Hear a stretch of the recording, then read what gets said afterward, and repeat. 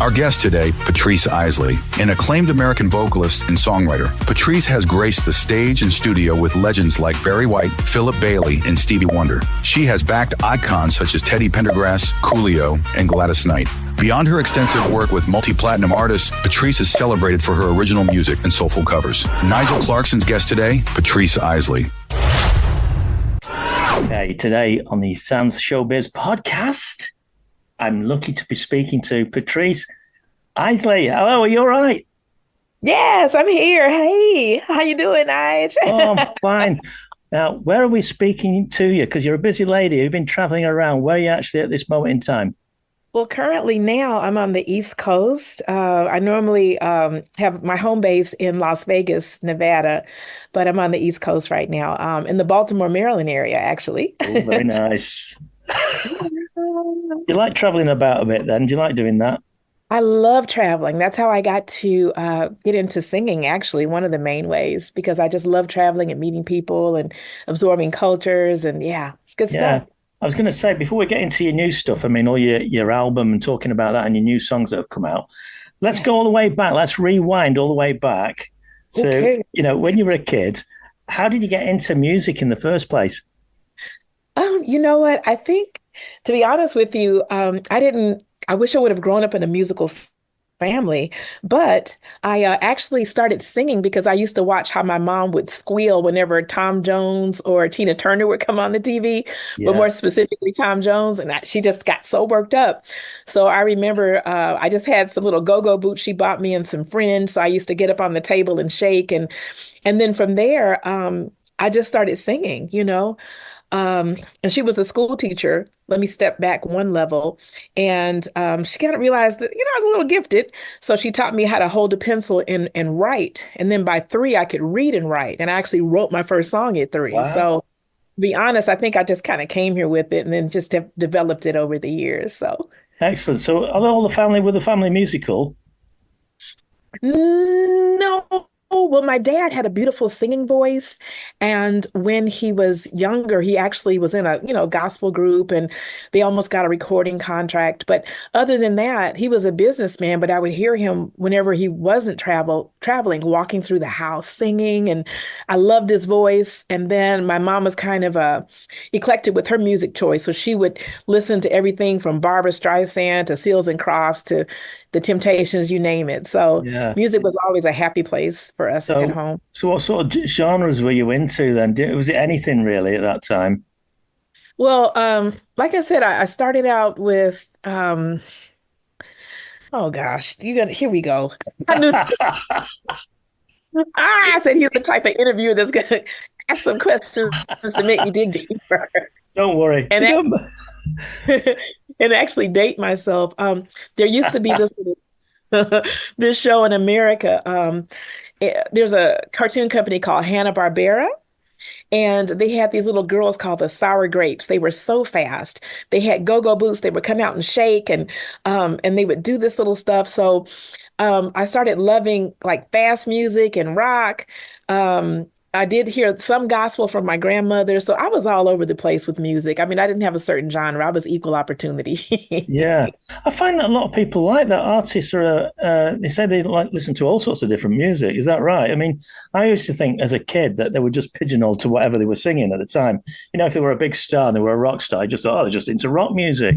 Example, a lot of people don't know, let's say like an Elvis Presley. I mean, they know now because there's movies and things like that. For the music he did, he loved gospel, or Christian music. So he would do a lot of that during rehearsals or behind the scenes. So you're right.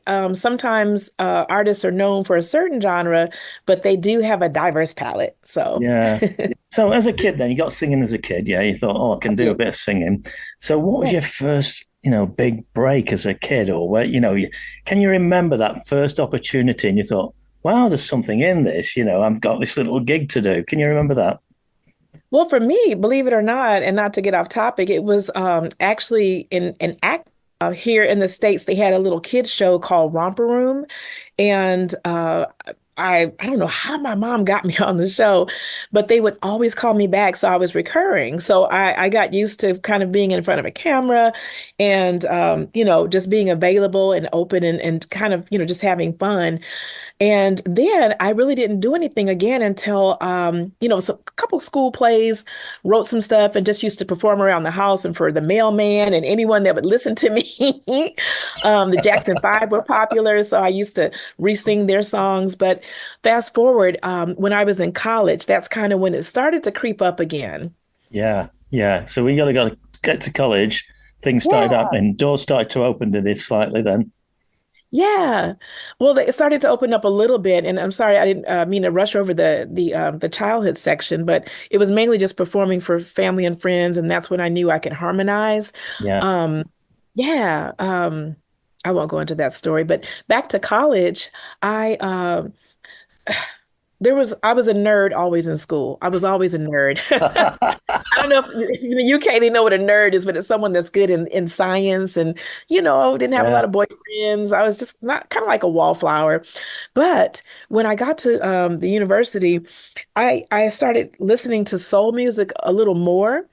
And there was a couple of artists that I really enjoyed. So when things got kind of thin financially, I took a record that I had a couple records, and I used to go out to the nightclubs. I don't know if I had fake ID, but I would go out to the nightclubs that had singing contests, and Yeah. I would sing and either win like usually first, with all humility, first and second, or second, not first or second, first prize. I got a friend of mine to come, and she would corner second, so we would go outside and split the cash, and then go buy groceries. So I saw. Brilliant. I love that. I saw you could make a little living on it. It was an Angela Winbush song called "Your Smile," and I also had a Patti LaBelle. They were the only two that had instrumental 12 inches back when I was in school. So, Yeah. yeah, Patti LaBelle. Oh, what a classic, isn't it? A classic artist. yes, with a big voice, and I had to work that out. But, it was a treasure. And last but not least, as I mentioned, I wasn't really brought up in church, but I was instrumental in developing. I was the president of the gospel choir at Yeah. Marquette University. I guess my last 2 or 3 years there. So again, I wasn't going to church, but I liked the music. So college was, and I sang Phyllis Hyman. I remember one time for a talent show. So that was it. It Yeah. was something to add just to break up from all my studies. Yeah. So There's another big star as well. I yeah. remember all these songs very well when I was playing them in the clubs and stuff like that all those years ago. I'll be giving my age away now. I won't ever keep talking like Well, I'm out there. I've hung it. So that. Everybody knows how old I am. Far too old. So impressive career you've had, haven't you? So how did you start as a backing singer basically? Or were you going? yeah. I I moved to LA after studying with a gentleman named David Lee Brewer. You can Google him. He's a phenom in its own. He's a voice teacher. And I was in LA for about 5 days and ended up going to an audition. Had never auditioned before. As a matter of fact, it was so funny until they're like, is she serious? But they ended up booking me for it. And I was placed in a singing group. And that was never, my plan. I moved to LA in what was it, my mid-20s. And Nina Simone's daughter was in the group. Her name is Lisa Simone, and a Broadway actress named Janie Jones. Yeah. So we worked on a group for a few months. Matila Shabazz, she's Malcolm X's oldest daughter, was the manager of the group. But I was young and I felt like I should have had a recording contract as soon as I got to LA. Very naive. So I went out and I found out I was invited to come to a rehearsal/audition for Barry White. And that's what happened. So I went in and was blessed to get that opportunity. And hit the road with him. And Yeah. back in those days, he would use a different group of singers, like for each, city or piece of a tour that he had. But I was able to get on with him and last, I guess, about 4 months. Went to France, Amsterdam, Den Haag. I mean, I'd be pronouncing that correctly. Nice. I mean, it was just so incredible, Wow. and just loved it. I felt so blessed. So So that would that's give how. you a taste for the action then, wouldn't it? Then you think, oh, I want more of this, I want to keep carrying on doing this. Exactly. And then being, again, young, a lot of let's see I don't want to say who was out then, but it was like maybe rap had taken over just yet. There were some cool little R&B groups that were starting to come out, not little, but, so I really wanted to go with some of the younger up and coming rapping people, but, Yeah. uh, Mr. White, gave myself the opportunity, I can tell you, I didn't complain about traveling first class or having private chefs and, all the stuff that being with a legend like that afforded, someone that was new like Yeah. myself, So Wow. really was blessed and got to watch how people that are legends do what they do. Yeah, Hmm. that put you in good stead then, wouldn't it? If you said I've worked with Barry White, I mean, you're on a high flyer then, aren't you? Yeah, yeah. I mean, it really, yeah, it started it. Now the process goes about then. So you're a backing singer with Barry White. You Yes. come back, and then does everybody start getting in contact with you, or do you have an agent, or how's that work? Well, Nigel, again, because it's you. And of course, I had to research and try to find out. And I'm like, okay, he likes unique stories. So I'm not going to, I'm going to go deeper on you. And I don't know how much time we have. I hear my husband in my head going, tell short answers. I'm doing my best. Anyway, um, you know what? Let me say it to you this way. When you have a strong work ethic, and I'm just going to say it. Yeah, If the call time is at 3 o'clock, I remember one gig, I won't say the artist, but at 3 o'clock, it was the sound engineer and I was in front of the microphone, again, a backing gig. The musicians were outside smoking weed. Some of the other two singers were doing whatever. And I'm not, saying it again, anything against people that smoke. But if they said to the call time was 3 o'clock. I made sure if I was the only person there, if the music director wasn't there, I was standing in front of my mic, testing it with my water ready to go. So I made sure that my work ethic was yeah, well. yeah. That's one. And then you start to get a reputation. So I made sure that I didn't like sleep with the art with the artists. That's another secret. Um, I only went out once with an artist one time, and I can tell you that story if you like, or I can scoot along. It's your You don't choice. have to. I don't mind. No, there's a gentleman, he's no longer with us. His name was Donald Tavier. He was the drummer for this group called Lakeside. And he invited me to a session, and Norman Connors was there, who's a big soul guy. If your listeners may not be familiar with him, and jazz, he has a great dossier. Work with Yeah, Phyllis Hyde, people. But anyway, um, it was a recording session, and the singer hadn't shown up, so I was just sitting there listening, and I love being in the recording studio. I went in and took a swing at kind of laying some background vocals. They were kind of, one of the few times that it didn't work out. But I did catch Mr. Connor's attention. And then he ended up contacting me later. And, I hadn't ever had Cuban food. He took me out a little bit and met some of my family. But other than that, I just made sure that I kept my reputation proper. yeah. And and then I was in a group of people that used to get together. And I told you I was not religious. I mean, when I was young, I was out there. I didn't mess around with the artists, but I was doing my thing. And there was a group of entertainers that used to meet to do Bible study together. Yeah. So I just used to go because I'm from Texas. It's a very hospitable place. And we believe in sharing food and communion. So I used to go because after the Bible study, they would always feed us. Yeah. So I got to meet some connections that way that came to know my work ethic and my voice and my name. So Yeah. that opened up doors also for some gigs. That was Excellent. a long, but there you go. Have you traveled around a lot of countries then? You will have done, won't you, over the time? Yeah, I've been blessed to travel quite a bit. That was the other reason I saw fit of it being a blessing to at least tour. Again, I wasn't planning on being a background artist, but 30 plus artists later and counting, it did help me to make a great living and to be able to travel in the States and overseas as well, and to be paid for something that I love. That's how Yeah. I, yeah. Did you come to the UK? Have you been to the UK? No, I haven't been to the UK. You're not missing And anything. you stop that. You stop that right now. No, I mean, I would love to come to the UK. And I'm so blessed that my last three singles working with Expansion Records and Ralph T and Deanne Hines and PR over there, Yeah. people listening to the music, and I can't wait to get there sometime so I can meet some of the fans And I'm talking a lot right now, but usually I'm kind of quiet and shy. But when I'm on stage,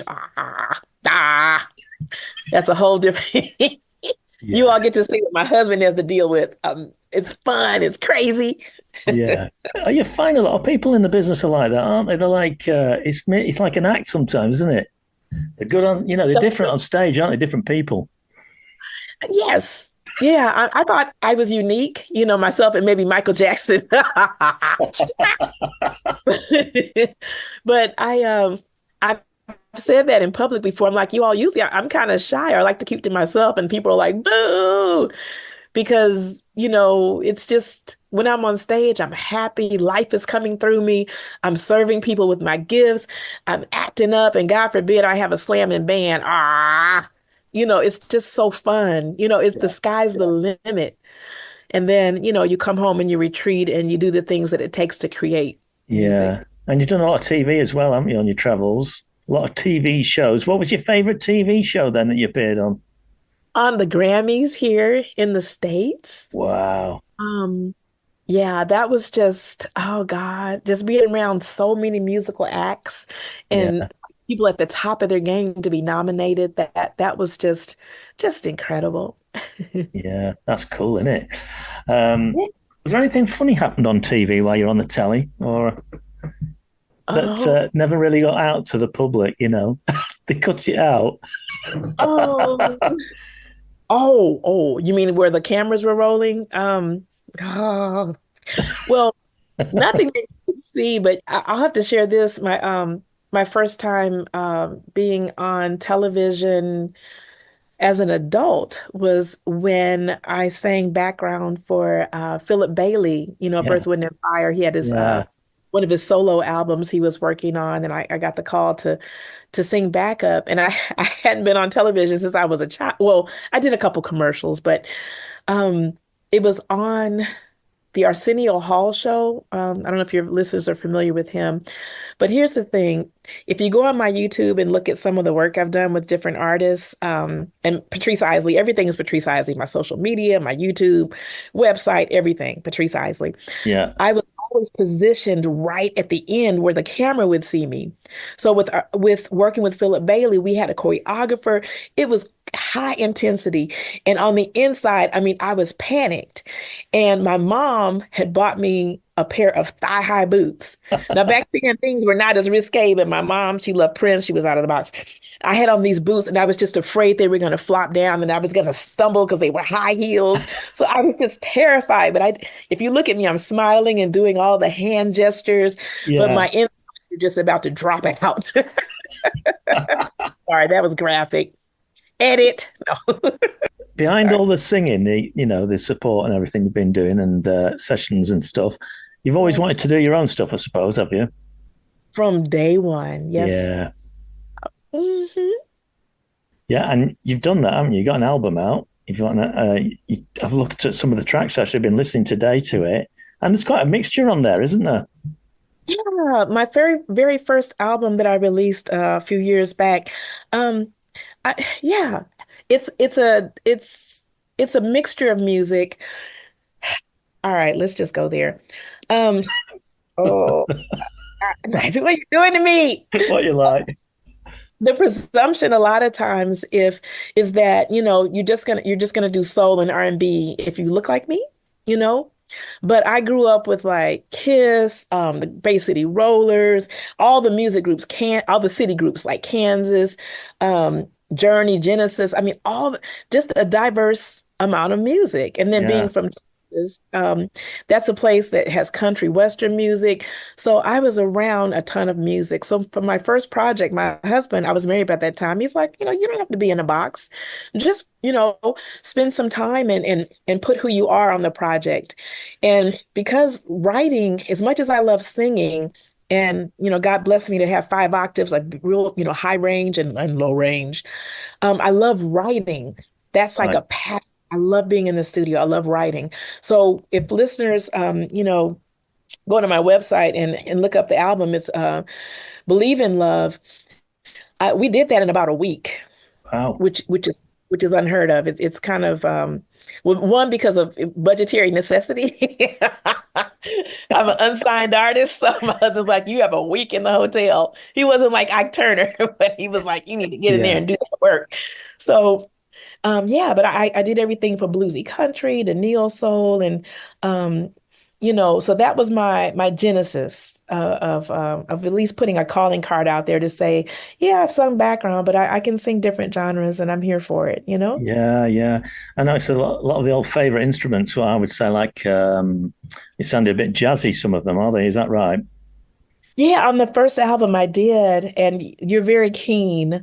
And thank you for mentioning my first project. The gentleman, his name is Lou Lang, that mixed it, and he's a jazz guy. I mean, he's charted on Billboard, so it does have a jazz slant. And then Eric Dennis is a producer that I worked on a lot of the original music with, and also on the singles, most of the singles that I've been blessed to release on Expansion Records. Um, they have jazz roots. Yeah, Giddens has gospel. He does all the genres though. yeah. The old favorite of mine, saxophone was on one of them. Oh, yes. Do you know which track I meant? Can't remember the name now, but Just Believe in Love. very strong, wasn't it, with the saxophone? Yeah. I did. I won't tell the story, but I did a remake of a song called Just Believe in Love. I see you. By a group called the Daz Band. And that one has just a beautiful saxophone on the original. And so I wanted to try to keep that same deal on the one that I remade on the album. So yeah. Yeah. Some nice ballads on there as well. Notice that. That's because it went from one thing to another, you know. One minute we're on a bit of saxophone, next thing it was like a ballad. Yeah, it was a mix, and I'm excited because right now I'm actually in the studio working on some new music. Ooh. I don't know if we'll get to that part, but what you hear that I did in 2016, now here in 2024, I'm on a completely different vocal level, and Yeah. I was proud of the writing back then, but now the writing is even better. So I'm excited. And you've had a release out in May, didn't you? You had a single come out then in May. Yes, I did a remake of a George Duke song called I Want You for Myself. Uh, Yeah.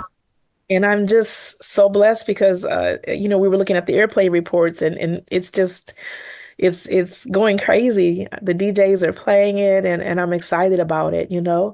Yeah. Um, a quick story on that one. The gentleman that did the track, his name is Gary Hudgins, really popular in house music overseas on your neck of the woods. He worked with the lady that, well, it doesn't matter, ton of people. But he reached out and said, "Hey, I did this George Duke remake," and he lives in Baltimore, but he said the vocals are so intense. He said, "I haven't been able to find a vocalist here." So he Yeah. sent it to me in Las Vegas, and I went into Rusty Hamilton's studio. We did some vocals, and then I got together with Tom Schumann of Spiral Gyra, and we recorded some of the vocals and backgrounds. Yeah. And Deanne Hines heard it. She's like, "Oh yeah, put a saxophone on it." She said, "We're going to release it." So Excellent. they did, and people have been enjoying it. Yeah, Yeah. it's So what are you going to be doing the latter half of this year? Because this year's flying, isn't it? When you think about it, 5 months we're at the end of the year. So what are you doing for the rest of the year? well, as I mentioned, I'm out here on the East Coast Yeah. and in the studio as we speak, and I'm just so excited about some of the music we're working on with Eric Dennis and myself. It's like just birthing something that and you hope and pray that people will enjoy. But I'm going to be working on the music. And Excellent. then I'll have a couple performances out here back east before I head back to Vegas. And then, as an independent artist, and then with association with Expansion, it takes a lot to market, music. So Yeah. that I'm going to get ready for the marketing piece of releasing the album. So Yeah. I've talked to a lot of people about the promotion. It's a bit of a hard one at the moment, and a hard cookie to crack, that one, isn't it? I've had quite a few independent artists on as well who promote themselves, and it's so difficult, isn't it, to get a deal that somebody will help you? yeah, it's really from when I first got into music, it was always the dream to get with a record label. But as the whole structure is different now, Yeah. and it's based a lot on social media, and again, I'd like to mention them because I wouldn't have met you without them. Expansion Records, they've been great to pick up a few of my singles. And, I'm going to be submitting more music. We'll see if they want Yeah. to release an album. But it's a full-time job to promote music and to Yeah. get it out. We've got like a problem here because it's not like America, but America's got loads of radio stations, hasn't it? Got loads. You've got so much choice. Is it still like that? Has it changed a bit? It's shrunk the market here a little bit. We've got less radio stations now. Um, I would like to answer it this way because I know there's terrestrial radio stations, Yeah. which I had to learn this, which is like FM, AM, like your traditional radio. Yeah. Now, like there's things like Sirius Radio, and then there's a lot of internet stations. Yeah. So I would imagine maybe that has possibly shrunken the terrestrial market, like the FMs and AMs. But I Yeah. know they're out there, Yeah. and with that, it takes a lot more to reach those stations and see if they can play your music. So, Yeah. We need some sort of, because I had my own radio station on the internet, like you mentioned, for 3 years, Sans Radio. yes. And it's very competitive, though. I found it very competitive. Mm, And then you've got the big nationals that seem to be taking everybody out. But there needs to be a link. Well, I think there's a missing link somewhere between the artists and the radio stations now, because it's going to evolve where we go in a full circle. And I think they're going to get more radio stations coming up. And we need to get that link together so different artists get listened to, because the big ones are only play like a rotation of 250 songs. And that's it all week. yeah. I mean, you know what? You just know your business because you've been in it for so long. But I'm like you, I believe still in rainbows and unicorns. So Yeah. that's part of the reason why I do what I do, because I know that there's still for example, there's a huge audience that enjoy good music, great singing. And so I'm praying that it does come full circle Yeah. where concert tickets are not so unaffordable like they are here. I don't know how they are over there, that people want to be able to hear like real music, great singing, that there'll be more exposure. Like you said, the stations can come back. I'm not sure, but I believe it can come around again. Yeah. Or maybe in some sort of internet, something that's not been born yet, some sort of, because I find that obviously the video is very interactive in it. Everybody's trying to get on the video side of it. But anyway, we'll see anyway, but maybe I'll crack it one day, but it might be too late though. I love it. The fact that you asked that question, I said maybe he'll get some inspiration on something, but I believe it can come back around. Yeah, that's why I do the podcast, because I believe in the podcast and speaking to everybody, because we get a better picture about what the music business is all about, instead of the ones that are just pushed out, mechanically operated songs that are just generated. And we're stuck with that, really. We're not stuck with a good, like in the old days, we used to have every sort of music like we were discussing. It's not like that now, not the ones that are put out into the main media anyway. So I've got 3 questions I always ask to my guests before I say ta-ta. Sounds Now, good. they're not bad, but we ask them everybody who asks the same questions, because we get different results. So it makes it really, really interesting to the listeners. Okay. Right, I'm going to start off with the first question. You might be able to answer this one easily. We'll see. Who's your favorite artist of all time? Or maybe the first person as a kid that you thought, oh, they are brilliant. It was Tom Jones, I told you. Because he could sing and he could wiggle and the women would scream, and he had such a soulful voice, and his voice didn't fit his look, as far as, and that's something for me. Like I said, I may look like, I would only sing one genre, but, Prince did, Stevie Wonder. I mean, there's lots of folks. So yeah, I know it's difficult, especially when you've been singing with all these people anyway. So it's going to be even more difficult, isn't it? And we'll stick to Tom Jones anyway. And I love Minnie as a vocalist. I love Minnie Riperton. Let me say that because she had the high notes. Oh, but wow, that song was brilliant, wasn't it? Loving You. Yes, Fantastic song. Right, question number 2. We're moving on. Do you drive? Drive a car? You said, do I drive? Yes. Yeah, good. What's your favorite car, or what's a car that we would love to buy one day? Or have you already had it? I would just love a very swank, but not oversized limo so I could ride. Yeah. Music on really loud. Oh yeah, definitely. With all the accoutrement inside of the limo. Yeah. I actually have a little Honda Civic that I used to have when I was like my first vehicle ever. And everyone around town I called it the limo. And Yeah. everyone, there she goes, there's a limo. We saw the limo. So yeah, so that would be my dream, just to be driven. Excellent. Yeah, that sounds cool. And the last one is, right, I don't know if you can answer this one or not quickly. Favorite go-to snack when you're doing a gig, say you're on the, behind in the green room of a TV show, what's a favorite snack that if you feel a little bit peckish, what would you go to? Oh my gosh, popcorn. I'm a fiend for popcorn. I don't know what happened to me, It's but just full of air. I love it. And it has a right crunch and you can flavor it. Oh, so that's me. Popcorn, yeah, great. Hey, it's been great chatting to you anyway, and I really appreciate you being on the podcast. Can you let us know of your next song? When's your next song out? And the label just asked that a couple days ago. So I'm going to prayerfully say within a month's time is my goal at the Yeah, latest. Because I don't want to give the title up, but there's a song that we're in the studio working on now yeah, with yeah. a gentleman, Eric Dennis and I are working on it, and a gentleman that is a Grammy Award winning writer. And I worked on it a few years ago, so we're reviving it. So hopefully within the next month. And, you all please, and you'll probably get to this, just please go to my YouTube channel, Patrice Isley, and follow it, subscribe. My social media is Patrice Isley, and my website is patriceisley.com. So Facebook, Instagram, you all please stay in touch that way. Yeah, we're going to do all the links anyway underneath the podcast. We'll do that all for you so we link up nicely with everybody. So you'll go on the website as well. And I just do as much as I can, Oh, I saw that. I'm like, he is so thorough. I'm not used to being so spoiled. I was so excited about having this interview with you. I just Thanks. asked my husband, I was up. I could barely sleep. I was so excited. Well, it's a good way of.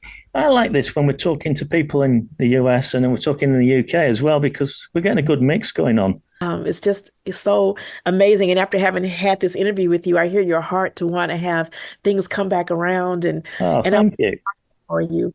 Yeah. And I want to thank Ralph T and Expansion Records and Deanne Hines, because I wouldn't have gotten to you without that, And Excellent. Thank you very much. Wish you all the very best anyway, because I think you've got a really bright future coming up. I can't wait to hear all the new music as well. Make sure you mail it over and we can share it all over our socials as well. And we'll probably speak to you again in a year or so, if that's all right. We'll get them back in touch. If you come to the UK, though, give us a nod, won't you? Yes. We can travel far. We can come and see you singing. I would love to. I can't wait. One of these days, hopefully. One of these days, yeah. Excellent. All right. Thanks again anyway for joining us. And you take care. You too. Thanks, Nigel.